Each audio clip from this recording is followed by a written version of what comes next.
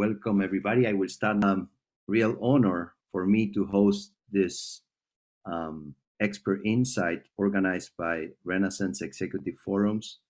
I want to thank to my good friend Klein and my other good friend Nithya Shanti, one from San Francisco, the other one from India. The mic to my good friend Nithya. And let me introduce slightly. And lovely to be here with all of you. I'd like to invite everyone, if you can, let's take one slow breath together. So starting now, take a slow breath.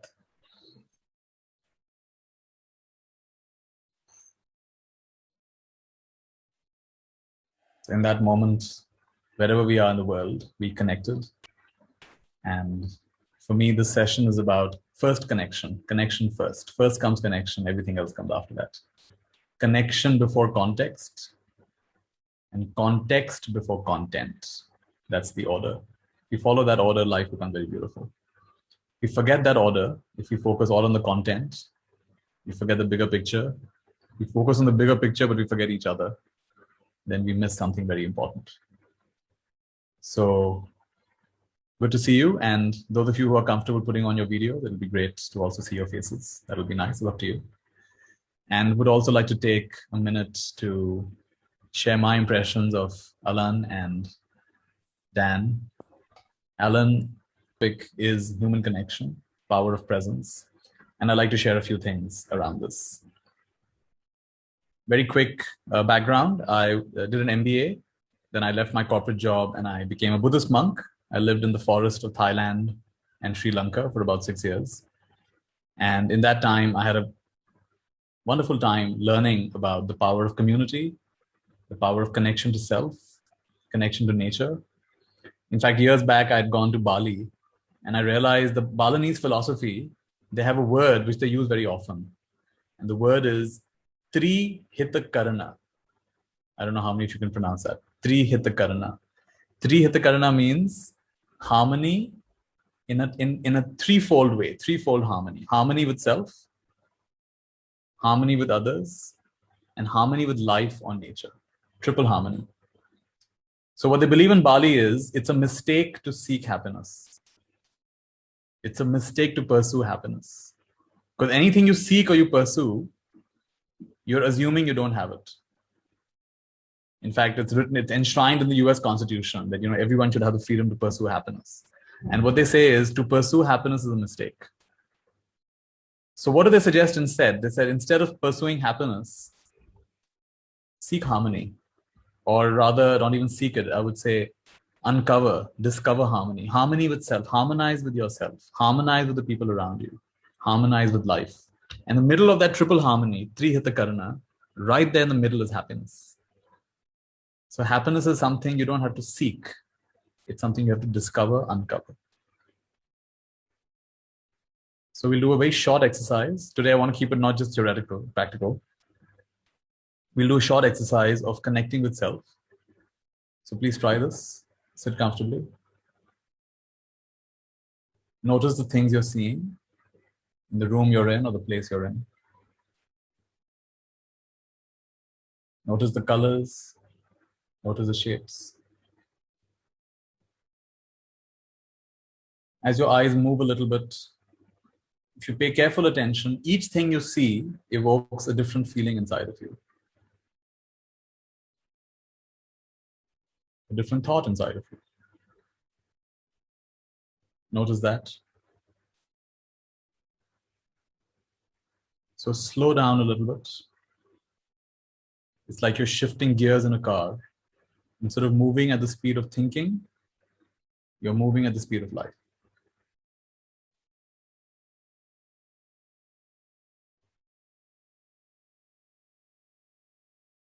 And now notice not only the things or the trees or wherever you are, outdoors or indoors. Notice not only what you're seeing, the things, notice the space, notice the invisible element.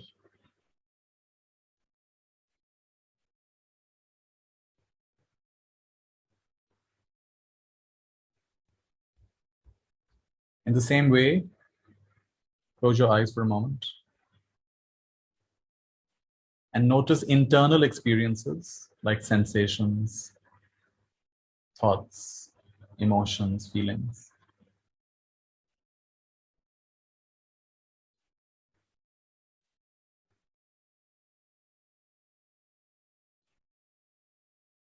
And instead of judging them or trying to fix them or change them, for a little while in your day, which is right now, just let them be. Don't try to change anything in your inner experience. Just meet it the way it is. Exactly the way it is.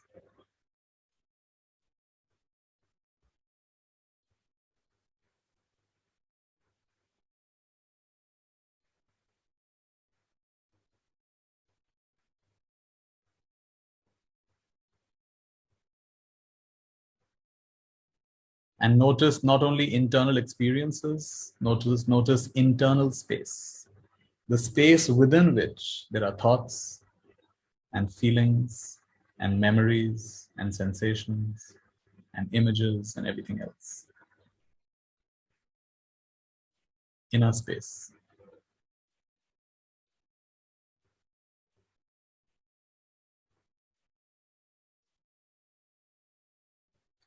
Outer experiences, outer space. Inner experiences, inner space.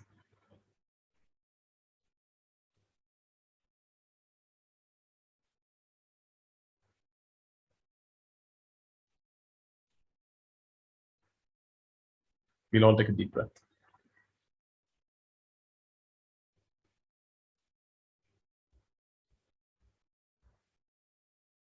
Open your eyes whenever you're ready.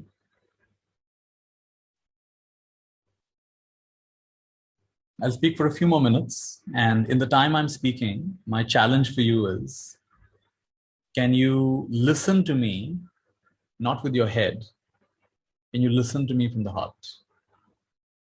Just bring your attention to your heart. You're listening to me from the heart. And of course, your attention will go back to the head. Bring it back to the heart.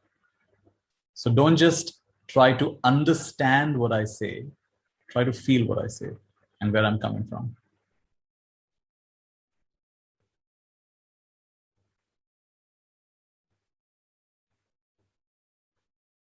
This is the power of human connection. This is the power of presence with your family, with your children, with your partner, with your team, with your client. Take a moment to connect with yourself. Take a moment to shift from the head to the heart.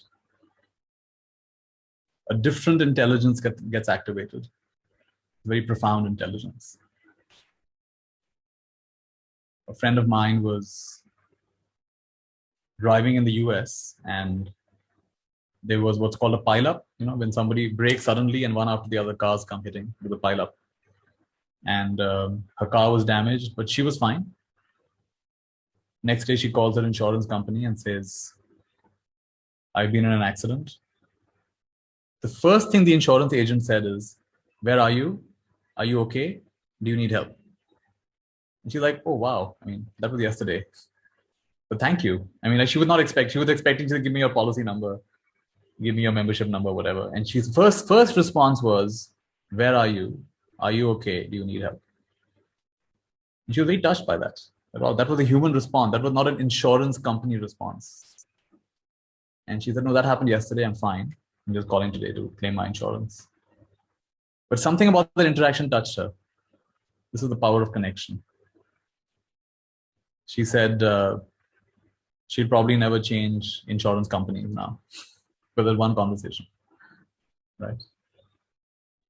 Connection before context and context before content. Too often we get caught up in the content. Why do we get caught up in the content? We're trying to impress. Why are we trying to impress? Deep down, we're not sure if we have anything valuable to offer.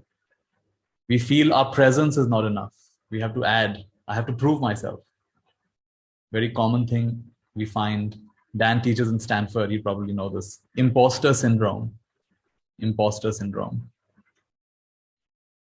You're surrounded by smart people and you believe, I don't know how, I don't belong here. I don't deserve to be here. I don't know how, it's an accident. It's an accident. I shouldn't have been here. So it happens to so many smart people. It happens to everybody. I don't belong. So what do? I have to overcompensate. I have to prove that I'm okay. You don't have to prove anything. You don't have to prove anything. You know, before you were born, there was a race of 60 million sperm were racing towards one egg. And you won that race. So this is the after party. This life is the after party. You're already a winner. You're born a winner. In some cases, it was a tie, so you got a twin. But in most cases, you were the winner, right? So you don't have to prove anything to anybody. Imagine right now Olympics are going on. Imagine you won the Olympic gold. You already won the Olympic gold, right? So now enjoy the after party. This life is the after party. That all this comparison and all is not required. In Buddhism, we talk about 4 intelligences of the heart: Maitri, Karuna, Mudita, and Upeksha. I like to refer to them as 4 flavors of ice cream. Ice cream is always cool. Ice cream is always sweet. But they're different flavors of ice cream, as we all know. It's sweet, it's cold, but it's different flavors. So 4 flavors of love. Maitri means loving friendliness. Right now, I don't even know most of you. But if I'm in my heart, I'm actually feeling a feeling of goodwill towards all of you. I'm really wishing well for all of you. I want the best for all of you. And I'm willing to be here at whatever time it is, 9:30, 10 o'clock at night, to talk to all of you. So that's loving kindness. Loving kindness, wishing the best for everybody. A simple way of saying loving kindness is, I wish you happiness. I wish you happiness. It's that genuine sense of friendliness that we have. I used to live in Utah, and in Utah, whenever you drive past someone, it is okay. You always wave your hand. It's very rude to not wave your hand if you're in Utah. You gotta wave your hand. You don't even know these people, wave your hand. You're waving your hand all the time. So loving kindness, first one. Second intelligence is compassion. Karuna. Karuna is compassion. You're at the airport and someone's struggling with their bag. You don't even know the person. Let me help you. You seem to be struggling. That's compassion. It's very normal. We have that response. Let me help you. You seem to be struggling with your bag. In the airline, if someone's a thin person or a weak person trying to put their bag up, old person trying to put their bag up, you'll help them. Let me give you a hand. You can expand that into your whole life. You can build a culture around that. You know, we were at a conference. I don't know if Alan was there for that conference. There was the Conscious Capitalism conference. And there was Southwest Airlines CEO was there. And somebody asked him, how come Southwest is the only airline where you don't charge baggage fees? Most airlines in the US charge baggage fees. I don't know nowadays, but at least back in the day, Southwest did not charge baggage fees. So they asked, what's the reason for that? He said, there's a very simple reason. When we don't charge baggage fees, when we do charge baggage fees, people will try to bring on as much carry-on as they can. And our staff has to deal with putting those bags on top. And we didn't want our staff to deal with that. So we said, we'll make bags free. Now that's amazing. That's corporate compassion. I mean, they're giving away millions of dollars just so that their staff, their airline staff, doesn't have to deal with putting on heavy bags on top. This can extend to every aspect of our life. Second intelligence is compassion, karuna. Third intelligence is mudita. This is a great one for all of us. Mudita, my teacher called the lazy person's way to enlightenment. And we got very interested because we all thought we were lazy. So really, what's the lazy person's way to enlightenment? He said, lazy person's way to enlightenment is whenever you see someone doing well, you treat their happiness as your happiness. So in other words, rejoicing in your happiness. When you're doing well, I feel, oh, wow, it's so wonderful. How wonderful, how marvelous. And it's a quality that's so rare in today's world, to genuinely rejoice in other person's happiness. We should all study, today I don't have enough time for that, but we should all study something called active constructive responding. In positive psychology, they found there are 4 ways to respond. And you know what's fascinating? How we respond to good news has a bigger impact on our relationships than how we respond to bad news. See, when it's bad news, we all expect people are going to be upset. But when it's good news, and you're either cold like a fish, or you're upset, or you're pretending to be happy when you're not, it's quite clear you're not, or you're getting into your own good news trying to prove that you've got something bigger going on, then it actually affects the quality of the relationship. So please make a note of active, constructive responding. You'll find a lot of good videos on YouTube. And we should learn to respond with mudita. What is mudita? Appreciative joy. Your happiness is my happiness. The last intelligence of the heart is upeksha. Upeksha is a balanced mind. In the ups and downs of your life, keep a balanced mind. I was watching a great documentary, Lady in Number 6. It won the Oscar a few years back. About Alice Sommers, the oldest surviving Holocaust survivor, oldest surviving Holocaust person who was in the Holocaust. And she talked about, in that documentary, they talked about a situation where the Nazis burst into a room where the family was having dinner, and they picked up the father, the husband, and they were going to take him to the concentration camps. And instead of trying to run and resist, he just calmly folded his napkin, he put it down, he put his fork and spoon down, and he stood up and he told his family, everyone will be calm. Everyone will be calm. In calmness, there is strength. In a very dignified way, he walked out with the Nazis. If someone can be calm in that situation, not knowing if they'll ever see their family again, you and I can also develop that quality of calm. In the ups and downs of life, keep a balanced mind. The four intelligences of the heart. How do you activate them? You activate them by connecting with yourself, connecting with the other, connecting with the best possible outcome in any situation. You bring your attention, literally, you bring your attention to your heart. And the response of a balanced mind to suffering is compassion. The response to a balanced mind to someone's happiness is appreciative joy or mudita. The response to a balanced mind to anybody they meet is loving kindness or loving friendliness. And this is how we activate the full power of human connection. This is what it's really about. And sometimes we forget this in running after goals and this and that achievement. We forget we're actually designed to love. We're actually designed to come together and support each other. So with that, I would like to hand over Inky Pinky Ponky to Alan. Alan, thanks. Thank you, Nithya. Beautiful words and lessons that you have shared with us. I just want to reflect about self-compassion. You know the difference between empathy and compassion? Empathy, I can feel what you feel. Compassion, I can feel what you feel, but I give my hands to help you somehow.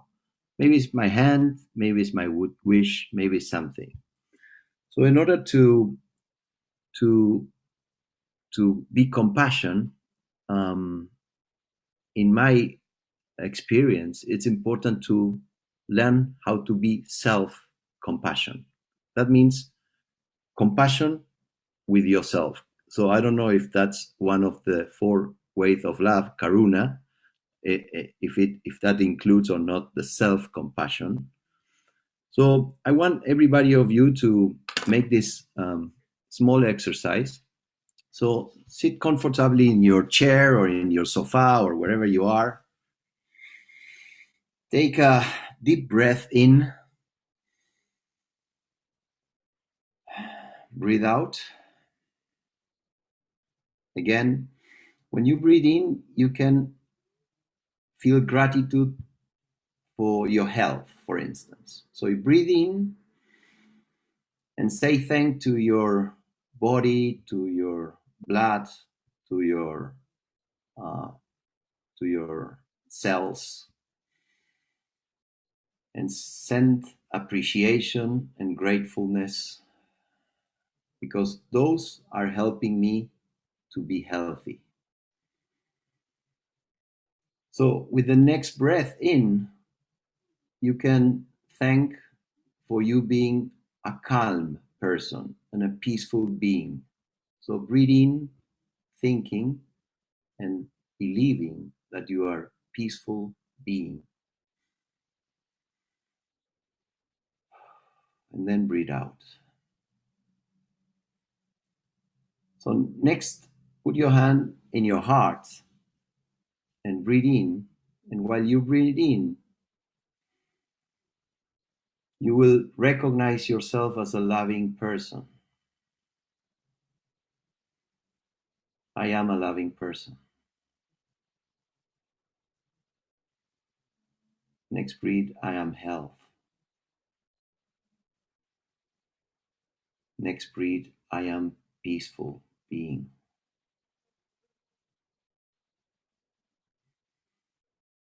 next breath, I feel happy to be here taking care of myself today.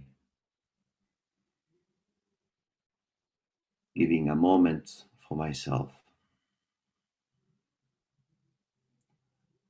So now you can open your eyes. And this was a really tiny, small exercise of self-care, of connecting with yourself. So I would like to ask you another question now, and you can answer in the chat. How much time of your day you allocate to yourself? So you can put 1%, 10%, 80%, and how much for the others. The others mean everything that is surrounding you, every commitment, every responsibility, every relation. So 10, 90, or 90, 10, or two numbers. The first one is for yourself, and the second is for the rest of the world. 1090, 1090, 1090, 1585, 5%, others 95, 3070, 2575, 6040, interesting, 6040, 4060, 2080, 2575, 8020, very nice, Agustina, 1585, beautiful, beautiful. So I was asking myself why I'm giving me so low attention to myself in my life. So usually most of the people here are below 50%. So, and I'm glad to see that everybody is above zero, which is amazing. It's beautiful. And I learned that many answers that I have gave to myself was because I don't have time. And one time I was speaking with a person and she said to me, Alan, if you don't have time, you don't have interest. And I said, wow, it seems I don't have interest in myself. And I asked her for more, and she said, if you don't have interest, it's because yourself are not your own priority. Interesting. And if you are not your priority, you won't have your time nor your interest, and you won't have your focus on yourself. And if you don't have your focus on yourself, you won't put energy in yourself. And if you don't put energy in yourself, you won't grow. So anything we do in life, whether it's for us or for others, is about time, interest, priority, focus, and energy. If it's a relationship with your brother, with your husband, with your pet, with nature, with yourself, is about how much time are you allocating to each of the activities, and that will depend on the interest. And their interest in myself is raising when I'm gaining conscious. So for me, life, more and more, is not about achieving something and going for something. It's more and more and more about knowing myself. For me, life is about understanding who am I? Who is this being in this body? And I'm spending more and more time in my equation on myself. So I just make this reflection for all of you, because if you are here today, it's because you decide to invest in yourself. Nobody obligated, nobody put a gun on your neck to be here today, learning from Dan and from Nithya about human connection and the power of presence. So a big congratulations for yourself, not for the others, just for yourself. So this is something that I wanted to share with you. And for me, it won't be possible to have a human connection because human connection is connection between humans. And it's like a bridge. And in order to construct the connection, you need both towers on the bridge. And one is the connection with yourself, and the other one is the connection with the other. So we may be in the world chasing people and trying to connect, but if we don't build our strong column and tower about ourselves, appreciating and understanding who we are and all the value that we carry. I like what Nithya said. We are here not for demonstrating others. We are here because we are the winners, because we deserve to have this life. Something that also I want to share with you is about trying to sustain things, trying to sostener, how you say sostener, to sustain, to keep things. Life is changing all the time. Trying to sustain is the seed of the suffering. Another seed of the suffering is not accepting. So you suffer when you don't accept something. If you can accept, you reduce suffering. And I found also that very interesting learning. So connecting with others requires connecting with yourself. Connecting with yourself requires focus, energy, interest, and priority in yourself. And I'm so happy to have all of you here making this space for yourself. I will pass now to Dan. Thank you, Alan. Thank you, Alan. Thank you, Nithya. Beautiful words, thoughts, and invitations to consider and experience the world with a certain amount of consciousness and awareness. I want to do a couple of exercises with you. The first one is going to be solo by yourself, but then after that, I'm going to put you into small groups. Trios or pairs to do the exercise with partners as well. So while I'm giving it to you solo, this is your chance to practice, to get familiar with what's going on. This is all I'm going to invite you to do. I'm intrigued always by the creative act, by how our minds imagine and how we pay attention to those imaginations. I want you to imagine that there is a box in front of you. Either sitting on your lap or on the desk in front of you, in front of your laptop. Imagine that there's a box. When I say imagine a box, your brain probably gave you an idea of a box, that it was a certain size. I want you to go ahead and feel the edges of the box. Go ahead and put your hands on the sides. If you're on camera, that'll be great. But if you're not on camera, I want you to pretend that you're on camera and pretend that people can see you feeling the sides of your box. This could be a small box. It could be a big box, but I want it to be whatever box your brain gave you. Let that be the size of the box. And now lift it up. Pretend to lift up the box.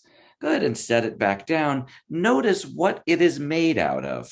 Is this a cardboard box? Is it a wooden box? There's not a right answer. There's whatever your brain gave you when I said box. Pay attention to what your imagination happened to have. Don't judge it. Don't think, oh, that's a good box or that's a bad box. It's not actually an interesting question. Just notice the details of the box. When you picked it up, was it heavy or was it light? Did it shift around? Did it make a noise? In a moment, I'm going to invite you to open the box and discover what's inside. This is an act of, in a sense, it's an act of presence. Many of you indicated in the chat that presence was being tuned into the moment. What is actually here right now?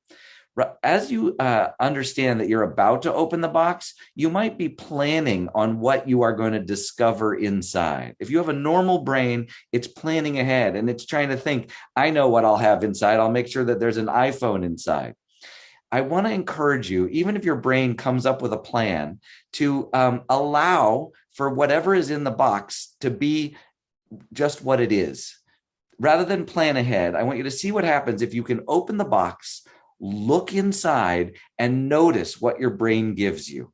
Now, there's two ways to do this. Sometimes I open the box and I look in and I just see a bunch of crumpled up tissue paper, or I see that it's quote unquote empty. That's okay. That's your brain sort of stalling for you. If you don't, sometimes I open the box and oh, there's a turtle. Or I open the box and I say, oh, there's a paperweight. But sometimes if I don't see it, or if there's paper in there, I can reach my hand in and I can pull something out. And I go, oh, look at that. It's a pair of dice from a game, or whatever it is that you've discovered. Now, I'm going to invite you to do it. Again, pretend you're on camera if you're not on camera, so that you can imagine that people are watching you, but know that there's no pressure. There's no such thing as a good thing or a bad thing inside your box. There's just whatever your brain happened to give you. Notice it. All right. Pretend to open the box and look inside. Oh, and reach in and pull it out. Whatever that is. I happen to get a nice cashmere scarf, and it's maroon. Great. Notice what was in the box. Pull it out and examine it. Look at the details. Notice things about it. Whatever your brain gave you, I want you to pretend that you are delighted. It's perfect. It's exactly what you need. Even if it was just a rock, pretend it is the perfect rock. It's a magic rock, or it's a rock that fits your collection or completes your PhD studies on metamorphic sedimentation, whatever it is. Good. Put aside that box.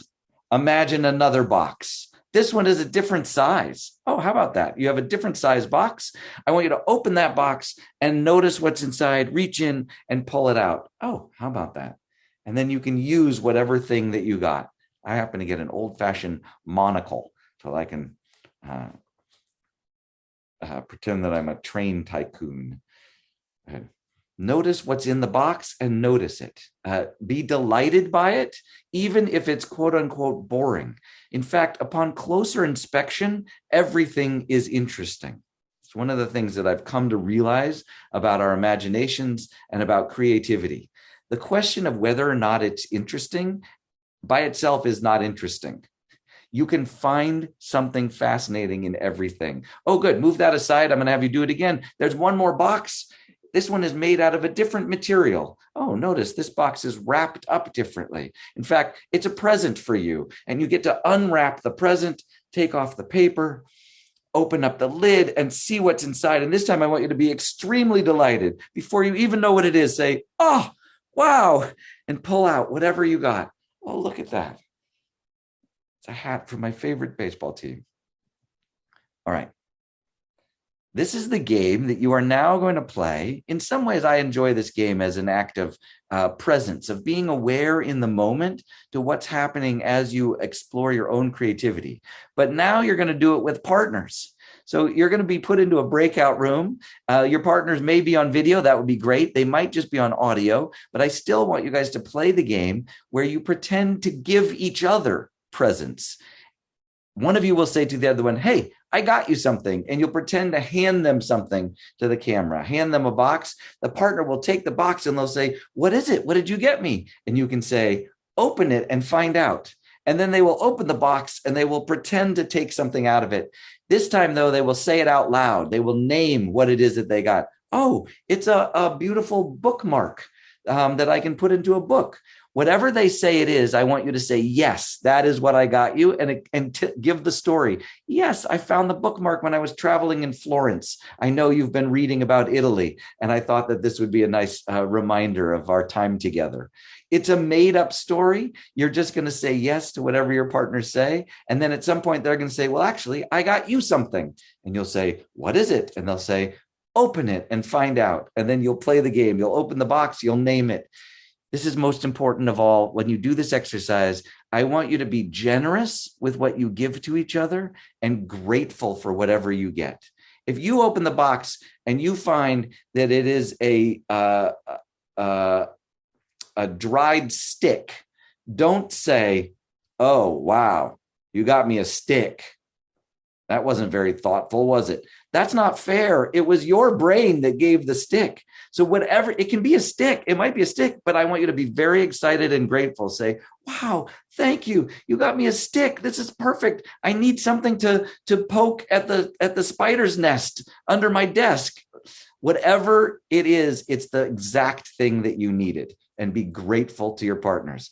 All right. If we're ready, Carrie Ann, I would love to send people off into breakouts, and we'll just do this for 2 minutes. You'll go back and forth and you'll give each other presents.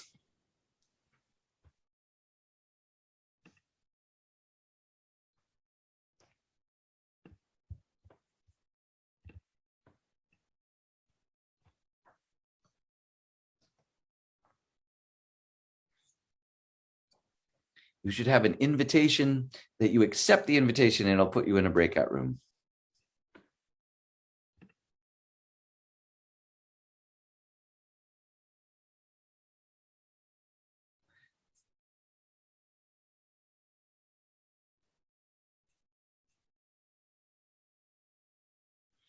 Luis, did you see your invitation? There's a box that should invite you to a breakout room. There's some rooms with only one person, so we have to just keep. Let's move any room that has one person. Let's move. Let me move them. I'm going to move them. Yeah. Okay. Oh, thank you.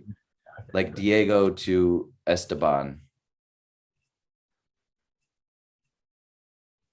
In room number 9, I'm going to room number 9. I'm going to move her to room number 8. Okay, and then I'm going to put 15 into 8. No, that looks like a headquarters team. Someone not. Okay, Esteban is alone in 8. Can I move him to another? Yeah, please. To 11?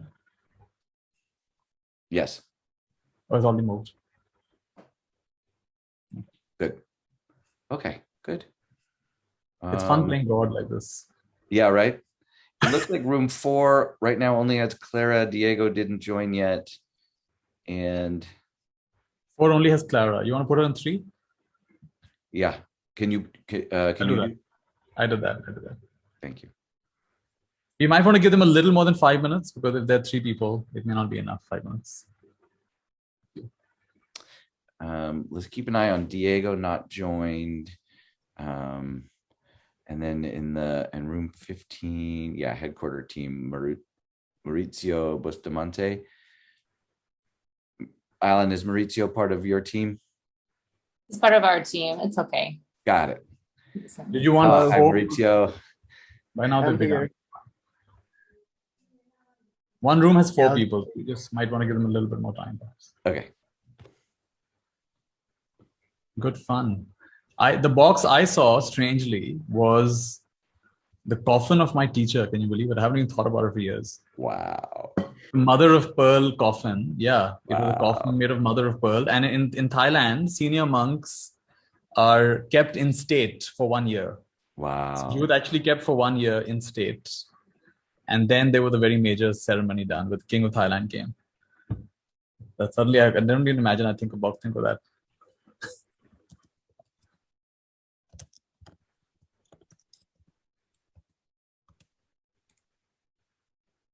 I'm gonna tell them. Oh, Carrie Ann, I forgot to ask. Yeah. When you close the room, how long until they come back? Is it 15 seconds? 1 minute?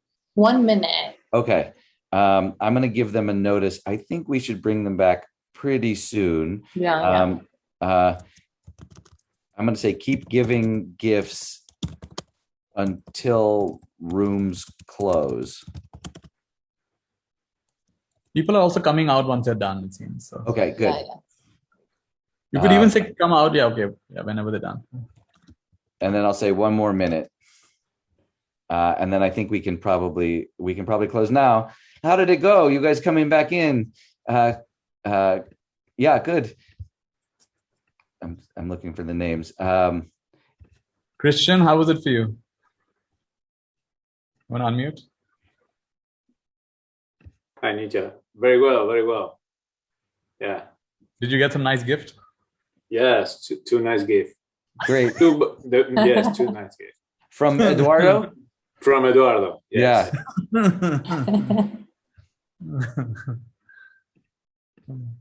Yeah. Helps me to fly today. So very, very accurate presents. Right on. Welcome back, those of you who are coming back in. How has it gone? How was it giving each other these imaginary gifts? Give me a thumb. Was it thumbs up, sideways, down? How was it? Yes, good. Augustina, tell us, how was it for you?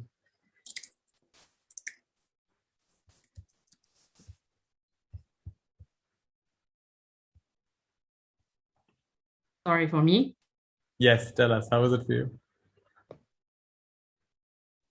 Oh, it was great. I got a white fluffy scarf and a hat that I needed a lot. So I'm so excited. Beautiful. All right. Welcome back. The rooms have closed. We would love to have just a quick reflection on what that was like. How was that to give and receive imaginary gifts with a partner?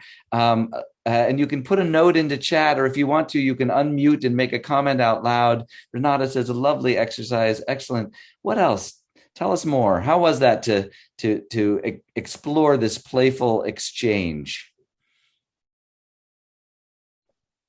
Well, I would say that I was very pleased to receive gifts from someone that I don't know. It's awesome. It's such an interesting, fundamental exchange, this human exchange, and the giving and the receiving are both beautiful, even imaginary, in fact, sometimes even more fun to imagine. I love when I play this game. One of the things I just love is I give my partner a gift and I don't know what I gave them, and they open it and I get to discover in the moment that they discover. And it's almost like I'm getting a gift there too, to see what was it that I gave them. Like being a child again and making up fantasies, give joy, multiplying happiness, simple, happy smiles, positive energy, nice feeling. I love these. Oh, that's interesting. The gift that she gave was the same one you were thinking of. Amazing. Felt as if we know each other for a long time. This is a beautiful phenomenon. One of the things that, I work in the realm of creativity and improvisation, imagination, making up stories and games and scenes together on the spot. But there is this amazing, we feel this connection with each other immediately when we play these games. One theory is that it's like we are in the child state. And in the child state, there is something pure, something unfettered, something where we are able to connect with ease and openness. And we're able to tap back into that when we play these games. This is beautiful. Well, thank you guys. And I want to invite you all to give each other a hand. Thank you for doing that exercise.